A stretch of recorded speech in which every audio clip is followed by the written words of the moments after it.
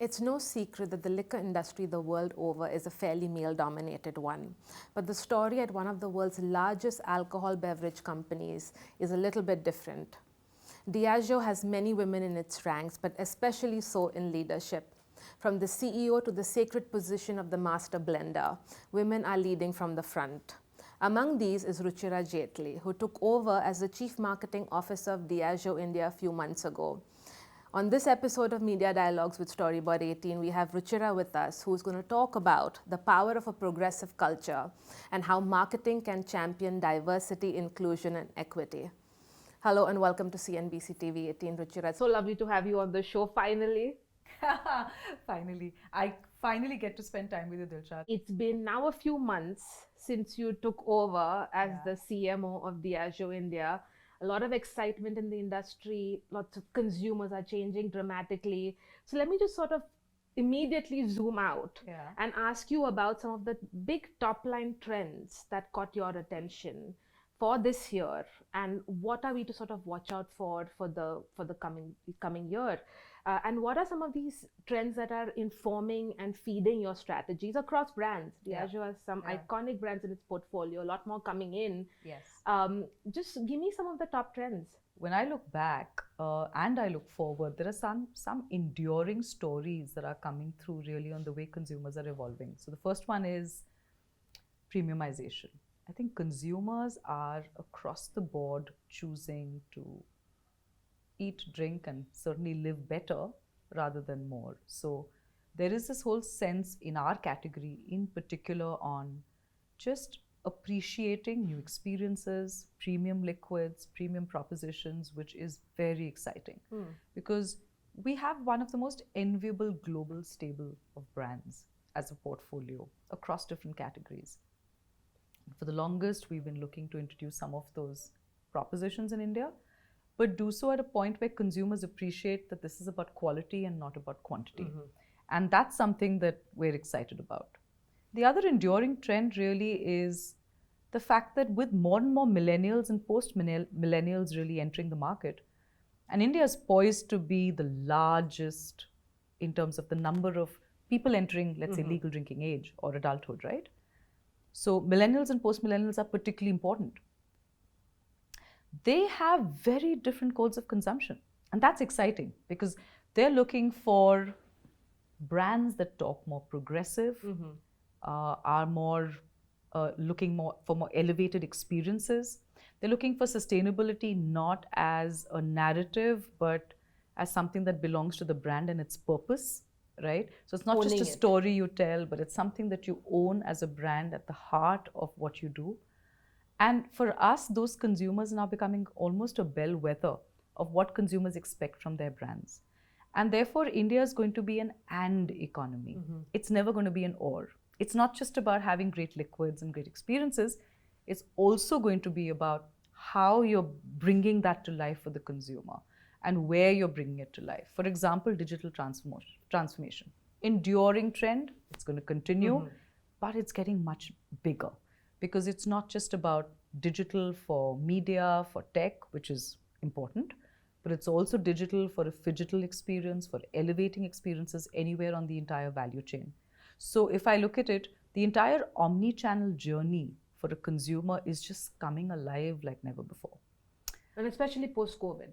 Especially post-COVID, but I think also because technology is now being able to deliver a lot of these solutions. So when I look at how consumers want to enjoy the whole sensation or how they experience a brand, it's as much on their devices as it is in person.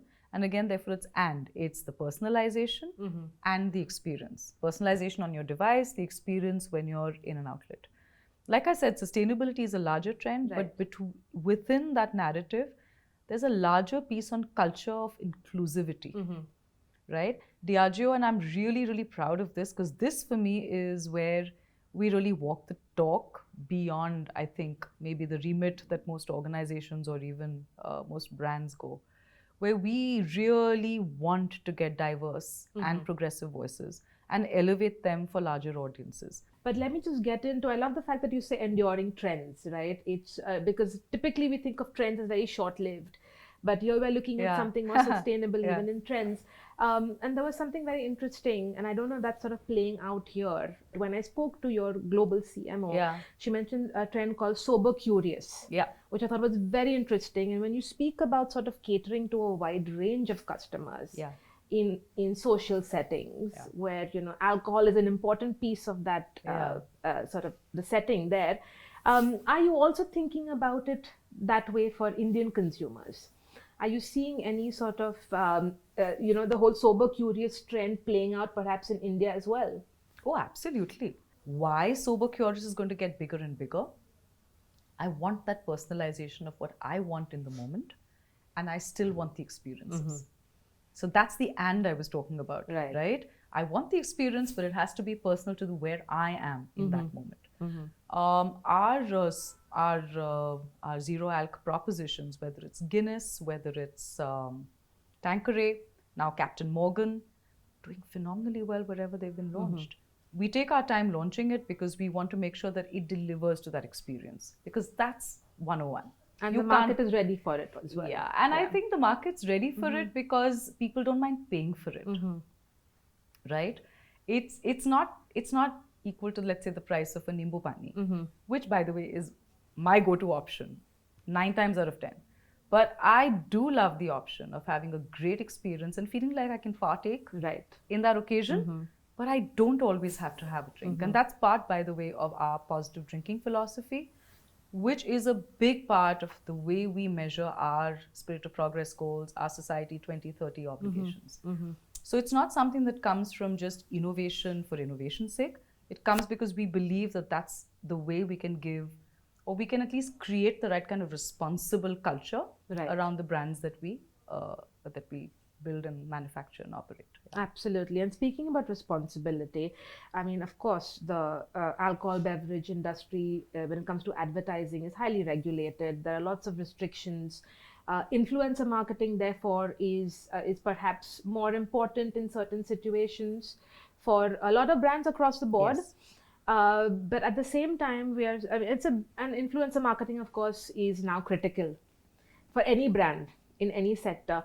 But tell me this, given the sort of the scrutiny it's under these days, whether it's from consumers or governments, how do you go about your influencer marketing in terms of making sure the influencers that you have on board and the collaborations that you do are in line with Diageo's code of conduct, its policies, its philosophy, and just the idea of responsible marketing?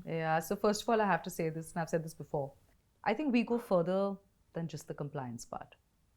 And we look at influencers very closely for how closely they resonate with the values on the brand, with the purpose on the brand, because our brands, we believe in building brands with purpose. So how closely they resonate with those values, and how authentic and how genuine their reach is, and how connected they are to their communities. Because I think influencers are a great way to get into communities of shared interests and shared values, right? Our collaborations with influencers have gone beyond that to also elevate diverse and very progressive voices. And that is, it's almost mission mode for us in a lot of ways. Has the way you measure these campaigns and their success changed, perhaps? Are these, is it the same way that you would measure a regular sort of workaday piece, whether it's a marketing communications piece or a larger initiative? Are these still seen as something special that you do, and therefore, the same metrics don't apply, or how are you measuring their success? 3 things really happen when you have the right kind of diverse, elevated, and progressive voices in the marketing that you do. The first one is you engage consumers better. So I believe 83% was a number we had earlier. 83% is a large number of consumers want to see more diverse and more progressive voices in advertising. Go beyond that. There is actually, and that's the work that they did, not just short-term sales impact, but also long-term impact and brand building and brand equity that happens when you actually elevate diverse voices. When you say long-term equity, I'm talking about things like engagement, brand love, just building overall brand intent to purchase in the long term, not just short term. So there's a brilliant business case. The third one is when you build progressive and elevated voices as part of your usual narratives on brand, like you're saying, and not just doing it to, sell a story on the side, you have more engaged stakeholders across the value chain. 45% of all the work that we have done as a marketing team at Diageo India, right? Not globally. India is diverse perspectives from lens to screen, which means directors, producers, crew, script writers, cast and talent. The money that we've spent, 45% of it has gone behind diverse and progressive voices in the last 1 year. That is impressive. That is massive, And then we take it a step further. We actually put it on media that is progressive as well. So we put it out in places where, again, in media channels, where people are elevating different voices as well. And we have a metric for that as well. So you can't get away with some soft peddling on that one. So when we do all of that, what it gives us is one, what qualifies for progressive media? And second, how do we then invest behind that? So we continue to nourish and nurture platforms. We're not going to do it for 100% of our media. Right.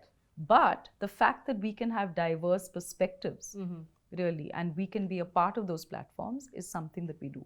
So I don't think it's just about making something that we do to prove to consumers that we are a progressive or a sustainable organization. Right. It's really embedded in the way we do business. Let me get your view then on some of these sort of media shifts that you've seen over the past few years, right? Okay.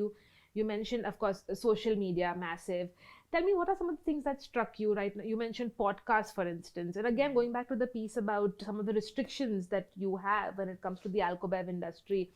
Tell me how you've seen the media landscape shift. And this is from an industry point of view as a CMO. Tell me what has sort of struck you in the past few years. My biggest victory when I was starting out in marketing was if I got that spot for my brand on the Sunday evening movie on Doordarshan. I still recall that so vividly. I remember that was the first, I came back and said, oh my God, I have just cracked it as a brand manager.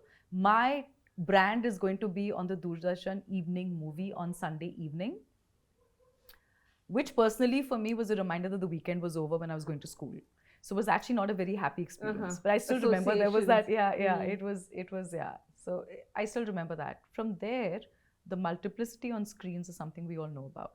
So this whole personalization and customization that we're seeing is becoming a huge part of everything that we do, which for us as an industry is brilliant. We want to communicate responsibly in a medium that helps us address the right consumers, the ones who are looking for our brands and for more and more information about how they can consume our brands and products better. So for us, that's that's going to continue. The one that's also, I think, completely changing the way we're looking at consumers is really leveraging, and we are GDPR compliant, etc. So first party data and being able to talk to consumers in the context that they choose to be addressed in. So let's say I would like to know about the next experience around a blue label bespoke dining experience created with one of our partners. Sure, we'll get back to you and we'll let you know, and we will keep you in the loop, and then we'll find ways for you to engage with that experience meaningfully. When it came to Godawan 100, we launched a fabulous product that was actually all about sustainability and behind saving the Godawan bird in Rajasthan. And this was for the aesthete. It was done in a setting that really gave them not just a vision of what the brand is doing, both on liquids and Indian craft, but also on sustainability behind, that we're putting out in Rajasthan on conserving the habitat for the bird. It gave them the sense that they were buying into something that was a larger story. There was a dining experience. There was the liquid that was a very limited edition kind of a liquid. So again, for us, not only is it premiumization, not only is it personalized, not only is it customized, it also gives us the ability to talk to the right audience. So the aesthete was looking for these. When we talk about maybe more scale brands as well and opportunities, It gives us the ability to get experiences going. And I spoke about that earlier. Technology is really changing the way we can deliver experiences. I think there is this ability to go through the whole gamut of phygital experiences and bringing those alive. And that's, I think, media for me is now about phygital. It's not just about a TV screen, which was one-way communication, Right. like we did on Doordarshan all those years ago. The last one on the media industry, and that's evolving, is there are more and more diverse voices in media, right? And for us to be partnering with a lot of those progressive media outlets and to be working with them on creating that vision of an inclusive, more elevated society that we'd like, Right. that's also fantastic. I think India is going to be an and society for the next Well said. 10 years. Absolutely. So it's going to And be why not? all of it coming together, and then we are going to create our unique cultural moment as global soft power, local heart, and everything else in the middle, right? Diageo, of course, has a whole bunch of brands in its portfolio, iconic brands, well-established brands across sort of price points and segments as well. And of course, you'll have acquired a lot of interesting new brands, or have sort of invested in those brands as well.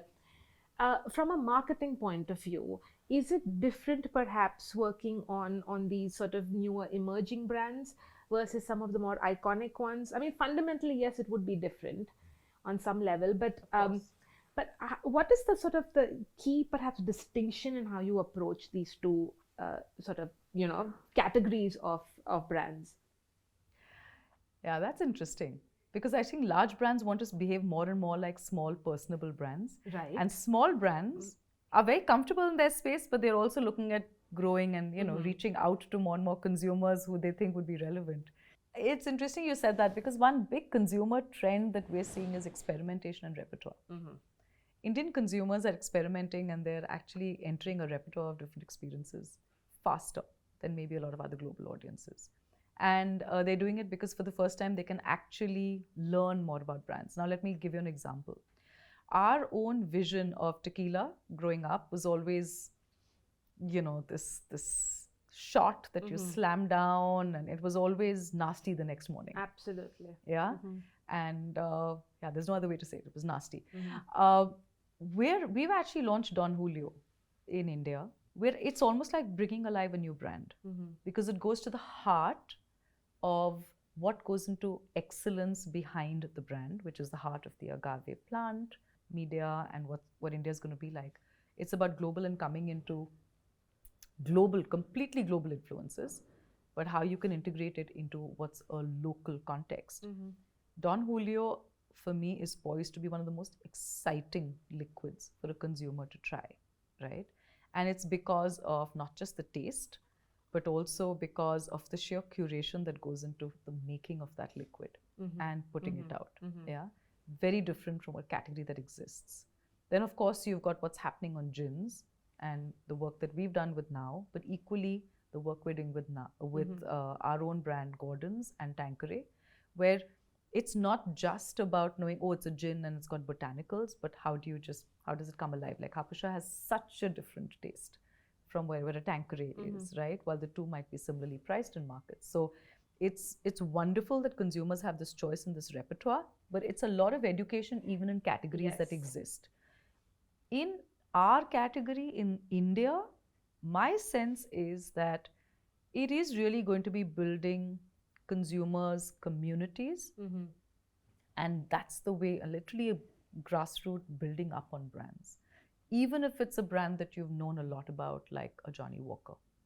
And which is why when Walkers & Co. talks about progressive portrayal and inclusivity, it does it because we want people to know that that's the world we belong in, beyond a liquid that they may have tasted at some point in time in their lives. In this male-dominated industry, one of the few really large players with a lot of women across the ranks, right? I mean, right from your CEO to your master blender, which is the first. Jane Walker, yeah. So it's really fascinating to see, of course, you as the CMO and a lot of women in leadership in Diageo. How does that then perhaps affect or impact how you approach some of these initiatives that are about diversity, inclusion, equity? Does it really change?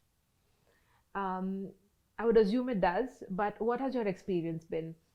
How does it just change the entire sort of makeup of a company in terms of how it approaches, you know, some of the initiatives on these fronts? I think there's no doubt that it brings about change. We've always heard this, right? Half your consumers are women, or at least not of one single gender. In fact, now we're talking about not even binary definitions around gender. So why will you not represent that in your business, literally? So one part is the consumer. The consumer case was always there. I don't see why people had to make it all over and over. But what happens when you bring women into the workplace is the kind of conversations and narratives do get more inclusive. They get more, I think, kind of workplace policies get more inclusive and more progressive as a consequence, because to engage and retain women, forget the business case. To engage and retain them, you have to have those kind of conversations. I think it's not just about marketing, it's about people across the organization and getting those conversations going. I have met a lot of people who've come to me with questions. They do look at me as saying, oh my gosh, a woman in this industry, that's not something that we've seen a lot of. Fair enough, not in the past.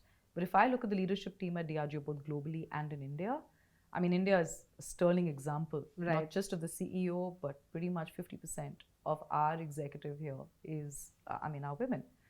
And I think it's led to, I think, a very positive sense on conversations. I feel like an individual, male or female, or any other gender on the spectrum, can bring their authentic self to work. And that's when you have a really, really, not just a fun place to work in, but also a place where you can really bring out the best in the individual, right? And their contribution to making it happen. There's no doubt in my mind that it changes the way, the business itself is poised.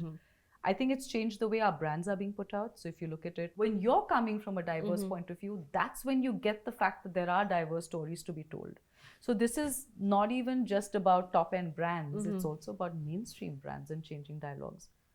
I think that it is a sign of maturing of both advertising and marketing, as well as of this industry. And I am really, really happy to be a part of Diageo for that reason, because I know I get my voice on the table all the time. Thank you so much for your time, Ruchira. It was lovely chatting with you, and we hope to talk to you again soon. Of course. Thanks, Delshad. Thank you. See you soon.